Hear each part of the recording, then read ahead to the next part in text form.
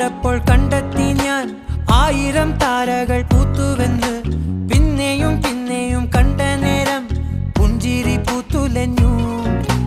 കാണാതെ വയ്യെന്ന തോന്നലായി